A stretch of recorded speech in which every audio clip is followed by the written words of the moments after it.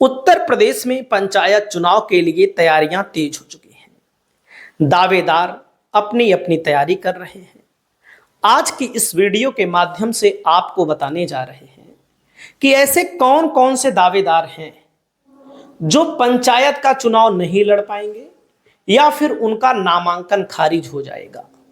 अगर आप वीडियो को देखेंगे तो आपको जानकारी यह मिलेगी कि ताकि आपका नामांकन खारिज ना हो, आपको क्या क्या करना है, कौन कौन सी कमी नहीं करनी है, कौन कौन से तरीके अपनाने हैं। आपको जो भी पूछना हो कमेंट करके पूछ सकते हैं। आप सबको पता है कि ग्राम प्रधानी का चुनाव, जिला पंचायत सदस्य का चुनाव, सब कुछ, बीडीसी का चुनाव, ये सब आता है पंचायत चुनाव में। ग्राम पंचायत चुनाव में कौन कौन नहीं लड़ सकता चुनाव, कौन कौन सा व्यक्ति नहीं लड़ सकता। 2025 के नए नियमों और पुराने नियमों को आप यहां पर समझिएगा। सबसे पहले दोस्तों मैं आपको बताना चाहूंगा, सरकारी कर्मचारी। सरकारी कर्मचारी का मतलब वो होता है जो सरकार से वेतन प्राप्त करता हो, सरकार से भत्ता प्राप्त करता हो, उसको सरकारी कर्मचारी बोला जाता है। जो केंद्र सरकार या राज्य सरकार का हो सकता है। केंद्र सरकार का मतलब दिल्ली लेवल की सरकार, मोदी लेवल की सरकार आप मान सकते हैं, उसको केंद्र सरकार बोला जाता है। राज्य का मतलब उत्तर प्रदेश लेवल की सरकार, जो राज्य के अंतर्गत है, पूरे उत्तर प्रदेश सरकार के माध्यम से जो नौकरियां मिलती हैं। स्थानीय निकाय का मतलब होता है जिला पंचायत। जिला पंचायत में भी नौकरियां होती हैं सरकारी, नगर पालिका में भी सरकारी नौकरियां होती हैं। मतलब कि कहने का मतलब वे पंचायत चुनाव नहीं लड़ सकते जो सरकारी कर्मचारी हैं, चाहे कोई लेखपाल होगा, चाहे कोई पंचायत सचिव होगा, ग्राम विकास अधिकारी होगा, बीडीओ होगा, एडीओ होगा, कोई भी पद आप जोड़ लीजिए। आप जैसे आंगनबाड़ी कार्यकर्त्री होगी और बहुत सारे पद होते हैं, तो ये लोग चुनाव नहीं लड़ पाएंगे, पहला नियम है। दूसरा नंबर होता है भ्रष्टाचार या अविश्वास के लिए बर्खास्त व्यक्ति। कहने का मतलब जो सरकारी सेवा में रहता है, भ्रष्टाचार या नैतिक अविश्वास के लिए, अविश्वास के कारण निकाल दिया जाता है। जैसे बहुत सारे लोग नौकरी करते हैं, नौकरी में चोरी करते हैं, चोरी का मतलब है भ्रष्टाचार करते हैं और पकड़े जाते हैं, तो उनको नौकरी से निकाल दिया जाता है। तो कहेंगे भाई चलो नौकरी से निकाल दिया, लाओ चुनाव में जाए ना, तो वो भी चुनाव नहीं लड़ सकते। हो सकता है अपने घर वालों को लड़ा दे, वो बात अलग है, लेकिन 5 साल तक चुनाव नहीं लड़ सकता है। तो आप ये समझिएगा, ऐसे व्यक्ति अगर आवेदन करेंगे तो इनका भी नामांकन खारिज कर दिया जाएगा। अगला नाम दोस्तों, आपराधिक दोषी व्यक्ति। आपराधिक दोषी का मतलब होता है जिन पर गंभीर अपराधों में जिन पर गंभीर अपराधों में दोष सिद्ध हो चुका हो, किसी की हत्या का, किसी की बलात्कार का, किसी घोटाले का, तो भी चुनाव नहीं लड़ सकते हैं।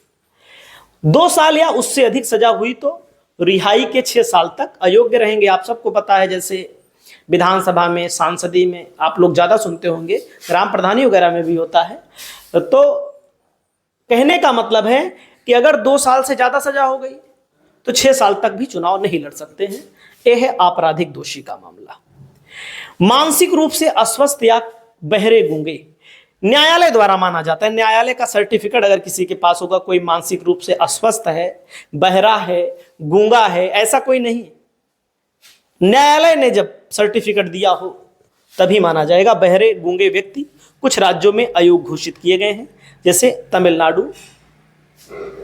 अगला नंबर आता है दोस्तों दिवालिया। दिवालिया का मतलब क्या होता है? दिवालिया का मतलब होता है जिसके पास इतना ज्यादा कर्ज हो जाए कि उसकी सभी संपत्तियों को बेचकर उसके दायित्वों का भुगतान, उसके कर्जों का भुगतान ना किया जा सके, उसे दिवालिया कहते हैं। दिवालिया अयोग्य होते हैं, न्यायालय द्वारा घोषित होगा तभी माना जाएगा। इसको भी आप समझिएगा। अगला नंबर आता है पंचायत को के कर्जदार। जैसे कोई पंचायत में पैसा ले लिया है, पंचायत समिति में पैसा ले लिया है, बिजली का बिल बकाया है, बैंक का या सहकारी समिति का 1 साल से अधिक की बकाया राशि है, तो नो ड्यूज सर्टिफिकेट बनवाना पड़ेगा। और दोस्तों जिनका पैसा बकाया है, जिनकी उधारी बकाया है, वे लोग जमा करें। अगर नहीं जमा करते हैं, जांच होगी नामांकन पत्र की और जांच में पर्चा खारिज कर दिया जाएगा। पंचायत के ठेके या लाभ में हिस्सा। जो लोग पंचायत से ठेका, सप्लाई, लाइसेंस, कमीशन ले रहे हैं वे भी चुनाव नहीं लड़ सकते हैं। आप ये समझिएगा, जो लोग ठेका लेते हैं, सप्लाई और लाइसेंस, कमीशन ले रहे हैं वे भी चुनाव नहीं लड़ सकते। पंचायत की सड़क बनाने का ठेका लेने वाला चुनाव नहीं लड़ सकता है। ठीक है। अगला नंबर आता है दोस्तों, चुनाव खर्च का हिसाब ना देने वाला। यदि कोई उम्मीदवार पहले चुनाव लड़ चुका है इसके पहले और इसके पहले वाले चुनाव में चुनावी खर्च का हिसाब नहीं दिया है तो वह चुनाव नहीं लड़ सकता, उसे 3 साल तक के लिए अयोग्य घोषित कर दिया जाता है, यानी कि चुनाव लड़ने लायक नहीं रहे। अगला नंबर आता है झूठे जाति प्रमाण पत्र।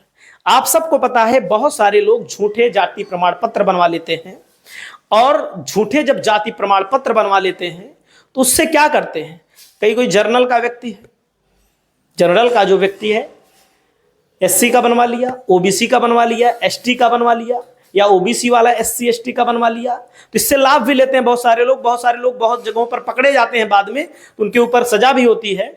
तो उनका प्रमाण पत्र फर्जी पाया गया हो तो वे भी अयोग्य हो जाएंगे। फर्जी प्रमाण पत्र कभी भी किसी का है तो नहीं।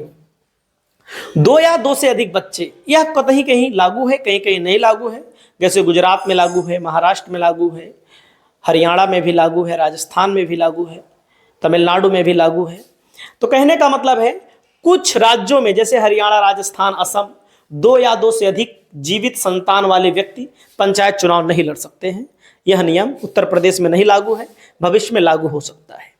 शौचालय ना होना, राजस्थान और हरियाणा जैसे राज्यों में जिनके घर में प्राइवेट कार्यशील शौचालय नहीं है वे भी पंचायत चुनाव नहीं लड़ सकते हैं। लेकिन उत्तर प्रदेश में भी इसका वो देना पड़ता है, इसका विवरण आपको देना पड़ेगा।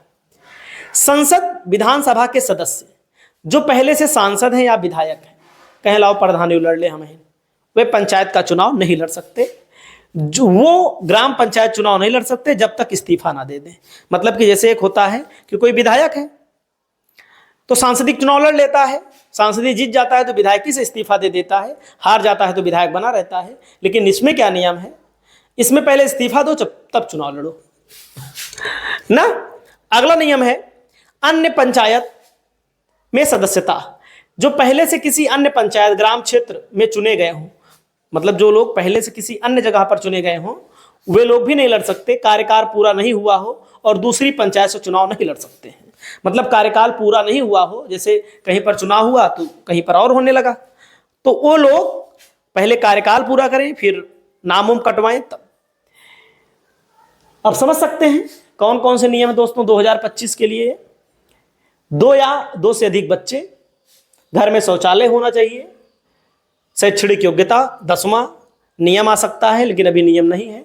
चुनाव खर्च का विवरण नहीं देना है तो अयोग्य मान लिया जाएगा। फर्जी जाति प्रमाण पत्र को भी अयोग्य मान लिया जाएगा।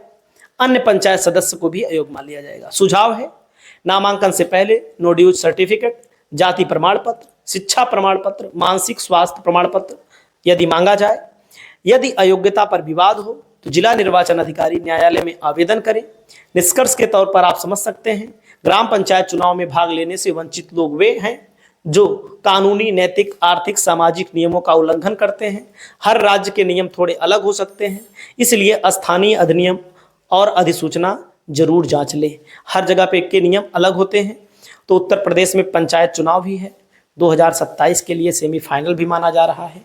चाहे समाजवादी पार्टी की बात करें, चाहे बीजेपी की बात करें, चाहे बसपा की बात करें, चाहे कांग्रेस की बात करें। तो आपकी क्या राय है